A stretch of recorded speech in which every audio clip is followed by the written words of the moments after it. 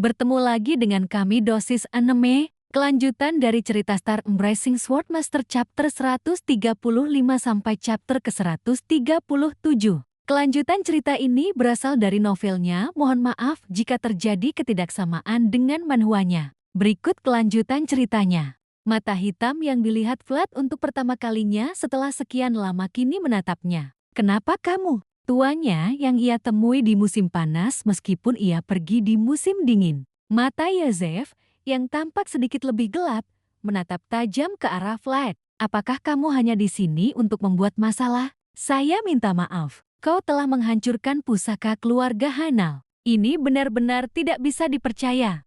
Yosef, yang bersandar dengan berat di kursi seolah-olah dialah yang mengatakannya sendiri, menghela nafas panjang. Kau sudah pergi jauh-jauh ke timur dan tidak ada yang berubah. Satria bermata satu itu membuka mulutnya atas nama Yosef yang terdiam. Vlad juga ingin menyampaikan sesuatu, tetapi dia tahu bahwa ini bukan suasana yang tepat untuk mengatakannya sekarang.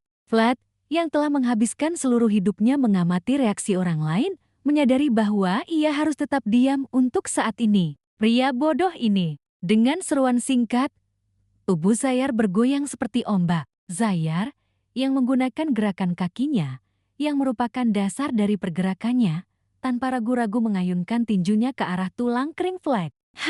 Namun, dia tidak mendengar teriakan seseorang yang dia harapkan. Satu-satunya yang kembali dengan tangan kosong adalah tendangannya yang membelah udara. Vlad, yang mundur tanpa disadari untuk menghindari tendangan Zayar, bertolak belakang dengan ekspresi kebingungannya.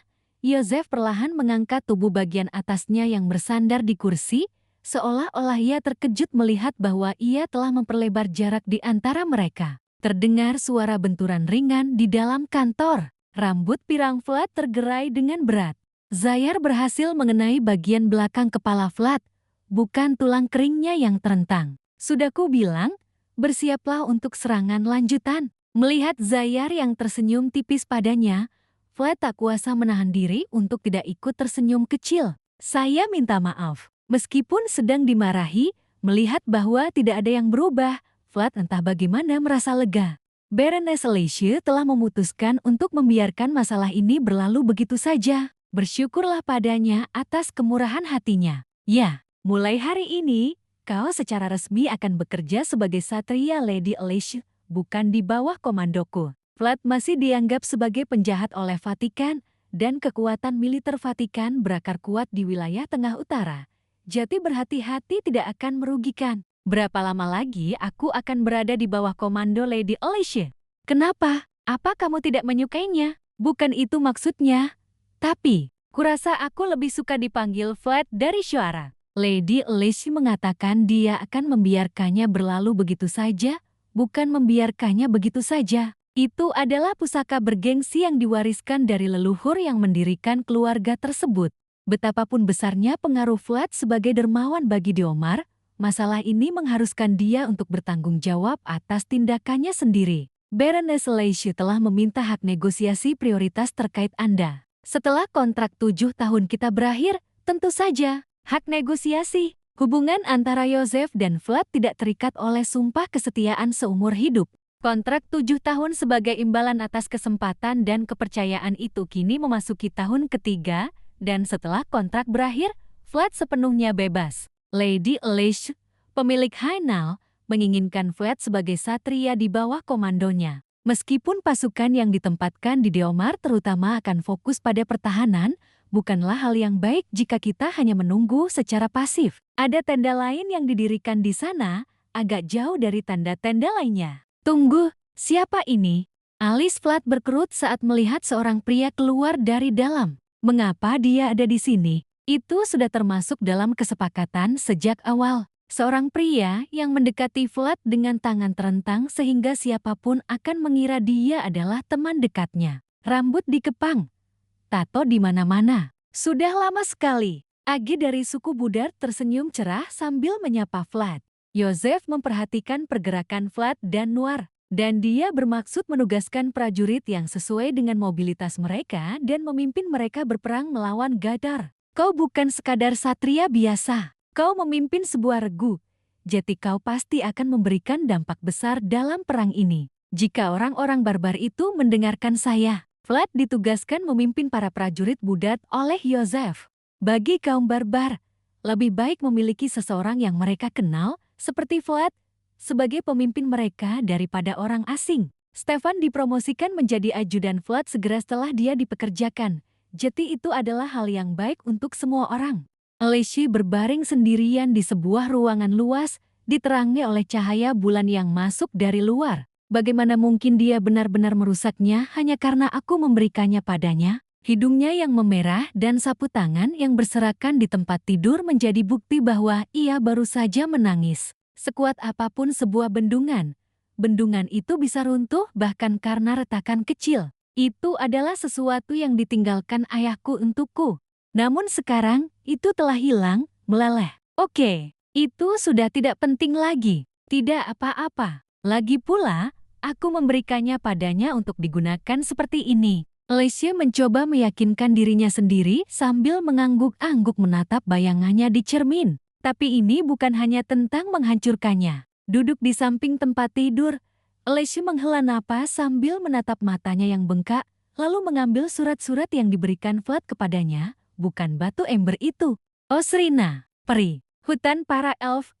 Osrina, meskipun Vlad telah kehilangan batu ember, dia telah membawa pulang surat-surat dari para elf. Hai, begitu dia membuka amplop yang dikirim oleh para elf.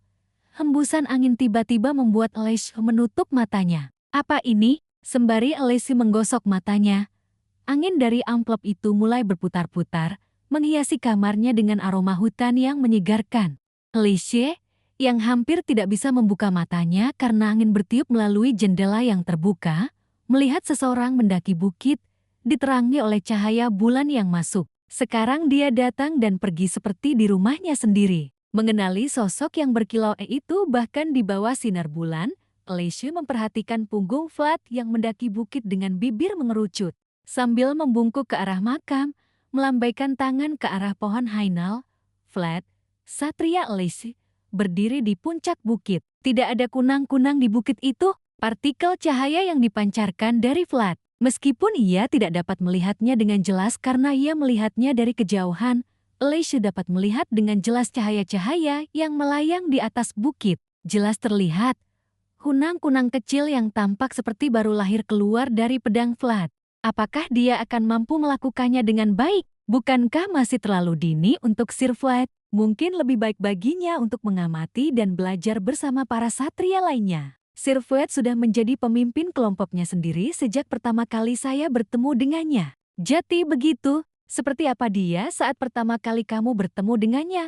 Dia adalah seorang tentara bayaran yang saya pekerjakan. Kami bertemu selama penaklukan monster yang dimulai di Varna. Seorang remaja berusia 17 tahun dengan kartu identitas berusia 31 tahun. Mengingat kembali kejadian itu, dia tak kuasa menahan tawa melihat tingkah laku kurang ajar anak laki-laki itu. Tapi bukankah mereka semua orang kasar, barbar, tentara bayaran, semuanya adalah bawahan baru? Nyonya Alessi, aku mengerti mengapa kamu mengkhawatirkannya. Para barbar buas, tentara bayaran berpengalaman. Pasti sulit bagi seorang satria yang bahkan belum mencapai usia 20 tahun untuk menghadapinya. Sambil mengucapkan kata-kata itu, Yosef memandang pemandangan di luar koridor. Dia tidak boleh diremehkan dalam hal ketangguhan. Apa?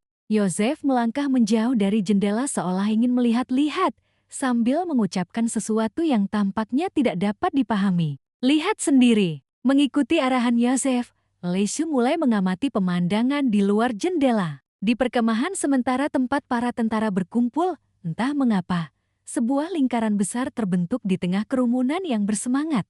Dan di dalamnya berdiri dua orang pria. Rambut pirang berkilau di bawah sinar matahari. Ada kunang-kunang yang berterbangan di sekitar. Serang dengan berani dan tegas. Semangat, Satria Deomar. Tunjukkan pada para barbar ini siapa kita sebenarnya. Itu, teriakan tanpa henti dari segala arah terasa seperti mengguncang bahkan jantungnya. Di hadapannya berdiri Aj, tanpa mengenakan baju dan memasang ekspresi muram. Tato yang terukir sempurna di atas otot-ototnya yang tegang tampak mengancam. Orang-orang ini sangat berisik. Vlad meludah dengan kasar, jelas tidak senang dengan situasi saat ini. Aceh yang mengamati kedatangan Vlad secara naluriah menyesuaikan posisi berdirinya tanpa menyadarinya. Keterampilan bertarung jarak dekat yang dipelajari langsung dari Larmon memang menutupi kelemahan Vlad. Vlad mendekati mereka dengan menggabungkan keterampilan seorang satria dan kekuatan jalanan belakang. Sambil menatapnya, Aji menelan ludahnya tanpa menyadarinya. Teknik membunuh dengan satu pukulan adalah tentang mendominasi jarak. Meskipun dia tidak mengangkat pedang, ruang milik Vlad sendiri sudah terukir di tubuhnya. Namun, Aje, seorang prajurit dengan pengalaman luas dalam pertarungan jarak dekat, dengan cepat mengangkat lengan kanannya untuk melindungi dagunya, bersiap untuk melakukan serangan balik segera. Keseimbangan Aje perlahan mulai goyah. Vlad, yang mengubah titik serangannya berdasarkan reaksi Aje, berhasil mengenai pergelangan kaki kanan Age dengan tendangan rendah. Sialan! Melihat Vlad yang menyeringai, Age sekali lagi teringat pada sosok di hadapannya. Dialah yang memojokkan Lindworm, mengejarnya, dan akhirnya membunuh naga itu. Age bergegas memeluk Vlad dalam upaya untuk membalikan momentumnya, tetapi matanya mulai memutih karena pukulan terus-menerus yang langsung dimulai. Gedebuk, gedebuk, gedebuk, gedebuk. Pukulan-pukulan bertubi-tubi tanpa henti menghantam tulang rusuk dan perut Age hingga ia hampir tidak bisa bernapas. Lebih buas daripada seorang barbar. Lebih kental daripada tentara bayaran yang sudah usang. Makhluk buas yang melompat keluar dari gang belakang itu bergegas menuju Aijie, mengenakan keterampilan seorang satria. Aku kalah. Wajah Vlad, dengan matahari di belakangnya, hanyalah sebuah siluet. Berbicaralah dengan sopan. Aku kalah. Setelah menjauh dari Aijie, Vlad mengangkat bahu dan memandang para barbar di depannya. Jika masih ada yang menyimpan dendam, silakan hadapi aku. Tapi kali ini, aku akan menghadapimu bukan dengan tinju, melainkan dengan pedangku. Para barbar itu hanya terdiam saat melihat tatapan membunuh Vlad. Tunggu, lalu bagaimana selanjutnya? Age, yang beberapa saat sebelumnya sedang berbaring, meneriakkan beberapa kata lalu berdiri, memanggil Vlad dengan lantang. Kapten seharusnya. Tidak, biarkan kapten yang melakukannya. Mata Ji mulai mencari warna merah tua yang tersembunyi di antara kerumunan. Aku akan mengikuti perintahmu karena aku telah kalah, tetapi itu tidak berarti aku akan begitu saja menyerahkan posisiku sebagai wakil komandan. Aje tidak berniat untuk membungkuk bahkan kepada Stefan. Pada akhirnya, Stefan maju ke depan seolah-olah didorong oleh bawahannya. Pertempuran antara kaum barbar dan tentara bayaran kembali berlanjut. Beri jalan, Vlad keluar dari lingkaran, menepis tangan orang-orang yang mendekat dari segala arah. Vlad keluar ke tempat yang sunyi dan bertatap muka dengan wanita bangsawan yang terpaku karena terkejut di pagar lorong di kejauhan. Vlad menundukkan kepalanya sambil tersenyum canggung, tetapi Alicia hanya menatap Vlad dengan tatapan kosong, mungkin terkejut dengan konfrontasi barusan. Melihat Vlad dengan cepat menaklukkan kaum barbar, Alicia kesulitan untuk berbicara. Vlad, satria muda yang selalu menampilkan diri dengan penuh kehormatan. Mata Alicia sedikit berkedip saat dia menemukan sisi baru dari Vlad. Tuan Baron, kota Nassau. Sebuah kota pelabuhan yang diperintah oleh Baron Isnik. Baron Isnik, yang bertanggung jawab atas sebagian besar perdagangan maritim barat, tetapi laporan yang didengarnya sekarang cukup untuk membuatnya meragukan pendengarannya. Semuanya sudah dijarah, itu. Semuanya. Ya, semuanya. Siapa dia? Kamu bahkan tidak tahu siapa yang melakukan ini. Saat menatap mata yang dipenuhi air mata itu, Komandan Satria hanya bisa menggelengkan kepala tak percaya. Itu, mereka bilang itu adalah kekuatan Hainal. Apa? Hainal adalah seorang satria dari Lady Alessi. Sulit dibayangkan oleh siapapun bahwa tentara dari Hainal yang seharusnya sedang bersiap untuk pertempuran yang akan datang jauh-jauh ke sini. Bagaimana mungkin mereka bisa merangkak masuk ke sini? Namun, situasi tersebut sudah terjadi dan semua perbekalan yang dikirim Baron telah hangus terbakar. Satu-satunya petunjuk yang mereka tinggalkan adalah nama Lady Alessi. Temukan mereka segera. Temukan mereka dan bawa mereka kepadaku. Namun, bahkan para penjara yang merampok pun adalah kelompok yang licik, kini bersembunyi di antara langit malam di barat. Satria dari gang belakang, kaum barbar dari utara, dan tentara bayaran yang kelelahan. Itu adalah pasukan penyerang muda dan jahat yang dibentuk oleh seorang pria bermata gelap. Para tentara berjalan menyusuri jalan setapak sempit di pegunungan. Konvoi perbekalan yang menuju Deomar telah menempuh perjalanan dengan damai, sehingga ketegangan berangsur-angsur mereda bagi semua orang. Perampok macam apa yang berani menyerang konvoi perbekalan yang dipenuhi tentara bersenjata? Rupanya, itu benar. Aku mendengar orang-orang membicarakannya di desa terakhir yang kami lewati. Jangan bicara omong kosong. Jika ada kelompok yang cukup berani untuk merampok tentara, desas-desus pasti sudah menyebar sejak lama. Mungkin memang begitu. Tapi, sekalipun ada bandit yang menargetkan konvoi perbekalan, sekarang bukanlah waktu yang tepat untuk berbicara sembarangan, mengingat kesibukan personel militer. Namun, kemalangan selalu punya cara untuk datang dari arah yang tak terduga. Anak panah, panah api. Kereta kuda itu terbakar. Ini jebakan, jebakan. Semuanya, persiapkan diri. Dalam sekejap, jalan itu terblokir. Meskipun situasinya tiba-tiba dan tak terduga, pemimpin unit perbekalan dengan cepat berusaha menenangkan situasi dengan memberi semangat kepada para satria dan prajuritnya. Berhenti total, lindungi muatannya. Dengan sensasi yang menusuk, cairan hangat menyembur keluar. Pemimpin konvoi yang tak percaya dengan situasi saat ini memegang tenggorokannya sambil terengah-engah. Namun, detak jantungnya terus terdengar tanpa henti. Bahkan tidak bisa bereaksi. Saat para prajurit terpaku karena terkejut dengan situasi yang tiba-tiba itu, seseorang tersenyum di balik cipratan darah. Ini bukan duel, melainkan perang. Meskipun demikian, teknik membunuh dengan satu pukulan dapat diterapkan di medan perang manapun. Satria muda yang kurang berpengalaman itu, melalui berbagai cobaan, telah berusaha untuk memastikan posisinya, dan sekarang dia yakin, kalian berdua, serang aku. Kamu, siapakah kamu? Kedua satria itu, terkejut mendengar kematian kapten mereka, segera menghunus pedang mereka dan mendekati Vlad, mengepungnya. 2 lawan 1. Siapakah aku? Di tengah perhatian semua orang, secercah cahaya dunia mulai perlahan terpancar dari pria berambut pirang itu. Saya adalah seseorang yang telah menerima wewenang sah dari seorang tokoh mulia. Dari mata kirinya, aura yang bersinar terang mulai terpancar. Bendera, nama, dan dunia. Akulah Satria Lady Elise, Vlad. Sekarang, bunuh mereka semua. Tentara bayaran tanpa ampun, orang-orang barbar yang kelaparan. Setelah Vlad memanggil, sejumlah orang tak dikenal mulai bergegas keluar. Satu jeritan diikuti oleh jeritan lainnya. Di bawah kapak-kapak yang mengerikan itu, halam para prajurit hancur berkeping-keping. Ayo kita mulai dengan cepat. Jika terus begini, semua bawahanmu akan mati. Ini, berbeda dengan ekspresi Vlad yang tampak santai, kedua satria itu justru kebingungan. Jeritan yang terus-menerus bergema dari belakang. Namun, para satria tidak bisa dengan mudah menghunus pedang mereka ke arah para penyusup di hadapan mereka. Karena tempat ini adalah medan pertempuran Vlad.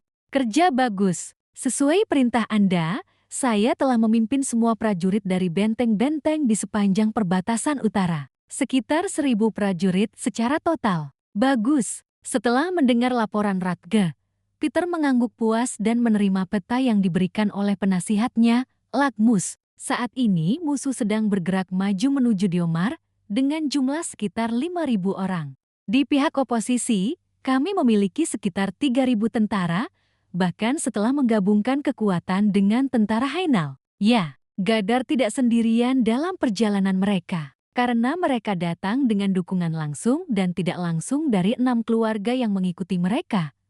Aman untuk menyebut mereka sebagai pasukan Sekutu Barat. Apa yang ingin dikatakan Iron Duke? Dia mengatakan akan membantu menangkis ancaman potensial dari kaum barbar, tetapi tampaknya keterlibatan langsung mereka dalam pertempuran akan sulit. Namun, meskipun mendapat provokasi kuat dari Barat, Timur Baranov, pelindung wilayah utara, tidak dapat berpartisipasi dalam menentang kemajuan Gadar ke utara kali ini. Baginya, masalah yang paling mendesak adalah mengatasi kehadiran jahat Baron Uthman. Perang antara 7 dan 2 keluarga. Sekilas, hasil pertempuran mungkin tampak sudah ditentukan oleh jumlah pasukan. Namun, tidak diragukan lagi ada celah yang dapat dimanfaatkan. Gadar belum menjadi penguasa barat yang tak terbantahkan, dan pasukan sekutunya seperti kelompok yang rapuh. Jadi, kita akan menargetkan ini. Salah satu alasan terbesar Gadar mengincar wilayah utara adalah stabilitas rezim. Tujuan utama perang ini adalah untuk memperoleh sumber daya yang langka dan sekaligus memperkuat rezim mereka melalui kekuatan militer yang kuat. Aku akan memberimu 800 tentara. Seperti yang kau perintahkan, ayah. Perintah tak terduga untuk menuju ke selatan. Sementara Rodger terkejut, jari Peter dengan tegas menunjuk ke sungai yang bermula dari Shoara. Arah peperangan ditentukan sejak tahap persiapan. Pimpin para prajurit dan duduki kota Nassau di Boroni Iznik. Jari Peter menunjuk ke arah laut di sepanjang sungai. Bahwa Bayezid akan menarik pasukan dan melancarkan serangan pendahuluan dalam situasi saat ini. Mereka mungkin tidak dapat langsung memasuki pelabuhan Nassau yang memiliki banyak kapal. Namun, jika mereka berhasil mendarat di sekitar wilayah tersebut, tidak akan ada cara bagi kota Nassau untuk menghentikan pasukan Rodger. Lagi pula, pasukan darat mereka yang tersisa sibuk mengoperasikan jalur pasokan untuk Gadar. Aku mengerti, ayah. Pergilah dan hati-hati. Klek-klek-klek-klek kantor tersebut yang kini telah dikosongkan oleh Rodger. Saat Peter dan Lagmus dengan tenang menatap peta, seekor gagak yang mengetuk jendela menarik perhatian mereka. Burung gagak itu membawa surat dari kelompok rahasia yang dibina Peter dengan usaha sekeras yang ia lakukan untuk Ordo Satria. Bagus sekali. Meskipun Peter jarang menunjukkan emosinya, kali ini dia tersenyum tipis. Lagmus, siapkan bola kristal untuk mengirim pesan kepada Yosef. Baik, Tuan. Melihat ekspresi Peter yang agak puas, Lagmus dapat menebak isi pesan dalam surat itu. Mereka yang memulainya, jadi sudah sepatutnya kita yang menyelesaikannya. Sebuah keluarga terkemuka dan terhormat di utara. Bayezid, mata kepala keluarga. Peter Bayezid tertuju pada perampas kekuasaan dari barat yang mendekati wilayah utara melewati Dirmar. Kekejaman pihak utara tidak menunjukkan niat untuk memperlakukan mereka yang menyerang mereka dengan baik. Medan perang menjadi sunyi. Hanya rintihan sesekali yang mengiringi tebasan pedang tanpa ampun di tempat yang penuh dengan pembantaian ini. Di sana, Vlad sedang duduk di atas kereta yang setengah roboh, bergumam sesuatu. Hai, ajudan. Apakah kau sudah membakar semua perbekalan? Kami telah membakar semuanya. Dan anak panahnya? Tentu saja, itu juga. Saya pernah melakukan hal seperti ini sekali atau dua kali sebelumnya. AG menjawab pertanyaan Vlad dengan penuh percaya diri. Dan apakah kamu sudah mengambil semua koin emas itu? Bawa semuanya. Sampai habis tak tersisa. AG menghela napas sambil menatap tangan Vlad yang terulur, seolah berkata, cepat berikan itu padaku. Jika semuanya sudah diambil, ayo pergi. Meskipun tidak jelas keluarga mana mereka berasal, tim penyerang Vlad berhasil menyerbu konvoi perbekalan sesuai perintah. Kereta-kereta kuda mulai terbakar di berbagai tempat sesuai perintah Vlad. Bau menyengat gandum terbakar yang sedikit menutupi bau darah, memenuhi udara saat api berkobar. Kapten, lihat, ada burung gagak datang. Aceh. Dengan mata tajamnya seperti mata seorang barbar, melihat seekor gagak berputar-putar di langit. Vlad hanya memiringkan kepalanya melihat pemandangan itu. Bagaimana mereka selalu menemukan saya setiap kali? Jadi, sekarang kamu ahli gagak. Menanggapi candaan AG dengan senyum masam, Vlad dengan cekatan mengambil gulungan yang diikatkan di pergelangan kaki burung gagak itu. Aku penasaran apa yang akan terjadi selanjutnya. Dua perintah tertulis di selembar kertas kecil. Salah satu caranya adalah mengikuti petunjuk burung gagak. Dan pesanan lainnya yang tersisa. Selamatkan Rapnoma terakhir yang tersisa. Tulisan tangan yang tebal tersebut menekankan pentingnya misi ini, yang tidak seperti misi-misi sebelumnya. Selamat datang setelah membaca perintah terakhir, Vlad tentu saja menatap gagak yang mencuri dan memakan gandum yang dibawanya. Tatapan matanya seolah bertanya apakah mereka siap untuk pergi. Inilah akhir dari novel Star Embracing Swordmaster chapter 135 sampai chapter ke-137. Sampai jumpa di chapter selanjutnya. Terima kasih sudah menonton. See you next video.